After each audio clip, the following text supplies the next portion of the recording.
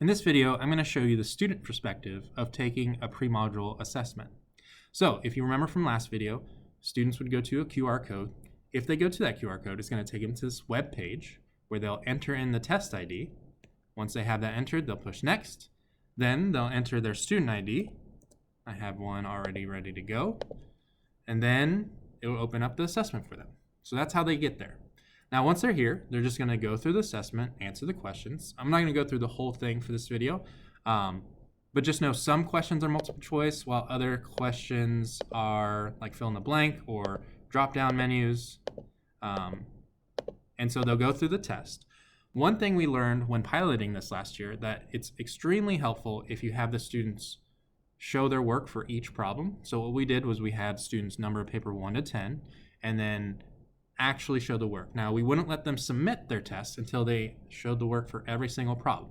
The data was much more helpful, and we could really see where students were struggling and which students we potentially would want to group up together in intervention groups for MTSS because of this.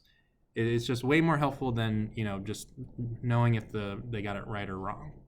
So once they're done and they've shown you their work, I had my students show me, and then they push finish.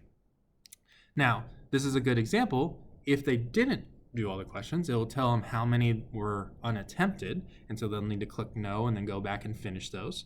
But if they did finish, they'll push yes, and it'll still work for this example even though I didn't finish them all. And then it will show them how many they got right out of all of them, and then it will also break it down by standard, which is kind of nice. So they can see right away, it's immediate feedback of how well they did. And then they push done, and they're done. Now, a couple more things to kind of show you for this. As you could hear, that little beep, that was on my end telling me that a student had finished their test. So you could have this page open as they're taking it, so you can kind of keep track of who's finished and who's not. The other thing I'll point out here is if a student's having technology issues and they got like kicked out of the test for any reason, if you just delete one of the scores and push enter, it's going to ask you if you want to unscore and reopen the assessment for that student. Now I'm also going to pick this box because this is just an example, so I'm going to delete all the responses so he can take this in the fall again. But then after that, it kind of resets them so they can start it again if they need to.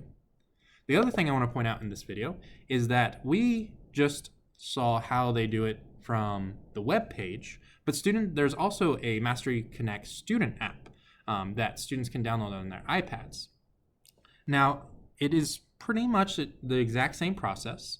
The only difference is instead of going to that QR code, students would just go to this app if they have it downloaded. They'd still need their testing ID, they'll still need their student ID. It's the exact same format, but this is really just up to you which you would rather your students do.